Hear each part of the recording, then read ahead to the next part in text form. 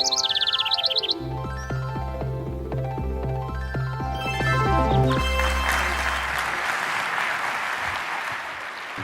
title of this presentation is The Big Question: Environmental Misalignment and the Value War. Human society today has two diametrically opposed systems of economy. One is our traditionally imposed mode of monetary market economics. The other is a physical rule structure emerging from our growing scientific recognition of reality, both environmentally and sociologically. The consequence is an ever-increasing level of social destabilization and an ongoing decline in public health. I've divided this into two brief sections. The first part is called System Clash, Market Efficiency versus Technical Efficiency. To part two, Value Wars, Societal Potential Collapse and Transition, what we're capable of doing, what's in store for us if we don't, how we can get out of this system, etc. Before we begin, part one, economy. What is economy? It's defined in Greek as the management of a household, a definition that's often lost. To economize, what does that mean? It means to increase efficiency. Keep that in mind. Reducing waste. That's what an economy is supposed to be. Defining my terms. We're going to use two terms throughout this presentation. The first is a theoretical notion of an earth economy, which I'll define as decisions made directly based upon scientific understandings as they relate to optimized habitat management and human health. Production and distribution is regulated by the most technically efficient and sustainable approaches known. Compared to our currently existing market economy, defined, decisions are based on independent human actions through the vehicle of monetary exchange, regulated by the pressures of supply and demand. Production and distribution is enabled by the buying and selling of labor and material provisions, with the motivations of a person or a group, the self-interest, as the defining attribute of unfolding. This is a chart of 7 economic attributes, many more, but this is what I wanted to focus on here. Basically, they are intrinsic to each economy in comparison. Obviously, I'm focusing on the market economy and its relationship to a natural system, what we're calling the earth economy. The only caveat here with these asterisks are elements of our sociological development based on scientific integrity, scientific ingenuity, the evolution of science and our knowledge of ourselves and the environment. That will be talked about as we go along, as we touch upon each one of these. First point, consumption. In a market economy, the entire thing is based on consumption. The only reason that you're wearing clothes, the only reason you're eating, the only reason that you have a home is because someone somewhere is buying a service or getting a service, exchanging money in some form and consuming. That's what this system is. What does the natural world have to say about that? What does an earth economy have to say? Well, in all reason, the earth is a finite closed system. Preservation, not consumption, should be the ethos. If you lived on an island with a small group of people and you had a finite amount of resources with a natural generation of growth, a very simplified society, would you decide to make an economic system that tried to use that up as fast as possible? No, and I'm afraid the Earth is an isolated island in a vast sea, cosmic sea, if you will, and is a lot smaller than we think. Point two, obsolescence. The market system is driven explicitly by obsolescence. 2, intrinsic obsolescence. Intrinsic obsolescence being the use of cost efficiency, meaning that every good produced has to be inferior the moment it's made because the corporate institutions must save money at the very beginning of production to remain competitive against everyone else that's competing. Planned obsolescence, which is much more insidious, which is basically a form of fraud, even though it's completely codified and formalized as a marketing tactic, basically designs goods to break down under the assumption of repeat purchases. And it's truly amazing that this exists at all. And what does nature have to say about this? Well, building upon what we've just stated, it's environmentally irresponsible to design goods to fail or allow them to fail unnecessarily. That is basically offensive. We need optimum design to have things last, survive. Point 3, property. The ownership metaphysic is a core premise allowing controlled restriction of resources and goods. I say metaphysic because property isn't real.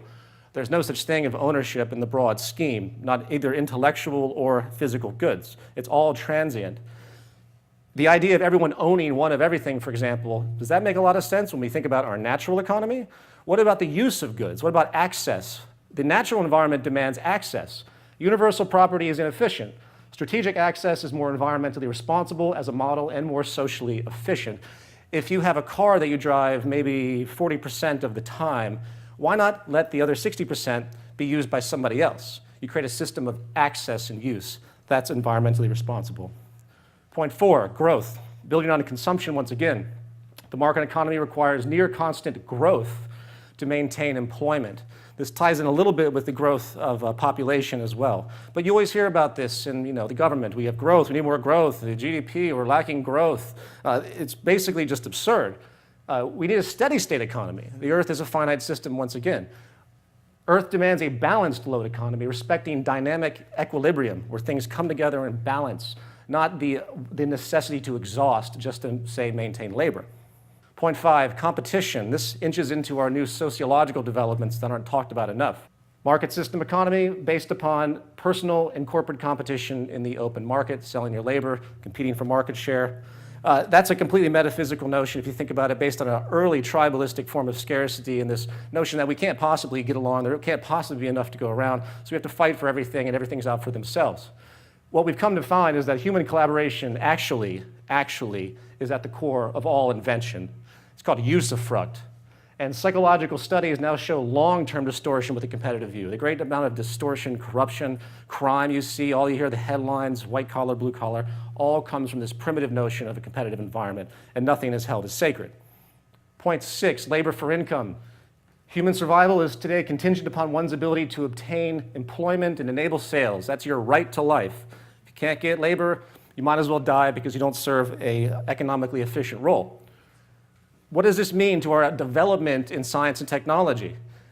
Mechanization is incredible.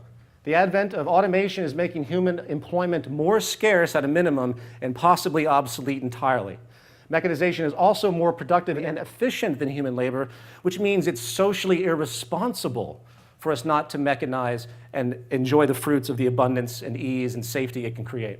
Scarcity and imbalance. Contrary to what most think, money and the movement of money that generates consumption economy is explicitly based on imbalance and inefficiency. It's really an inefficiency economy, an anti-economy.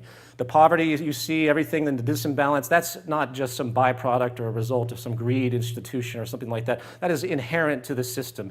The system wouldn't work if it was efficient and there was a balance in any element of human survival. Why would we want that? Abundance, equality.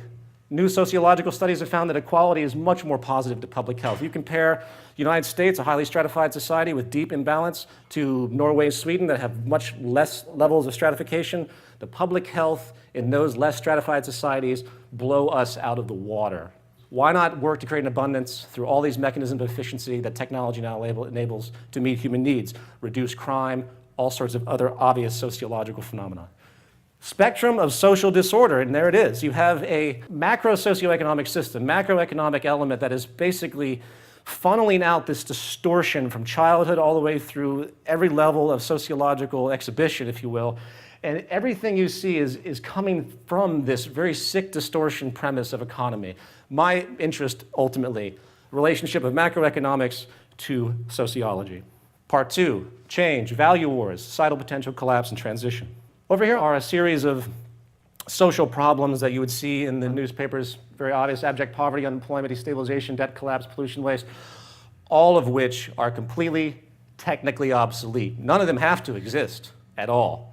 At minimum, they could be reduced to a very core degree, those that are a little bit more subjective. Removing the environmental and sociological inefficiency inherent to the market and simply applying modern scientific understandings resolves or greatly reduces all of these issues. That is our potential. And since we don't maximize that potential, unfortunately, because of this framework we're in, we're faced with a unique form of collapse that many are not talking about enough. There's 3 nails in the coffin as far as I'm concerned. Unemployment, sorry to say, based on the way things are going, you're not going to see percentage employment levels that you've ever seen in the past for the human population. It's over.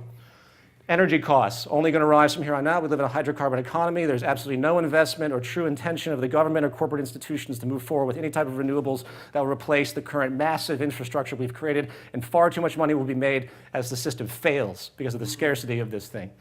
Debt failure. Am I the only one laughing at the fact that there's this fictional notion of debt that's like dominoes knocking down countries one by one? Transition. Here's the value war. Of all the times I speak with people about these issues, they tend to understand it, but they have these value associations that hold on to old artifacts of the prior system. It's a value war. How do we get from one to the other? What can we do to inspire change and create social reform? And that is the big question. What will you do? What kind of forum, what kind of social awareness, what kind of role do you think you could play? Are you going to maximize your own self-interest, or are you going to realize that your self-interest is only as good as the integrity of society as a whole, where self-interest must become social interest in order for us to survive? That is the new equation, and that is the big question. Thank you very much. Yeah.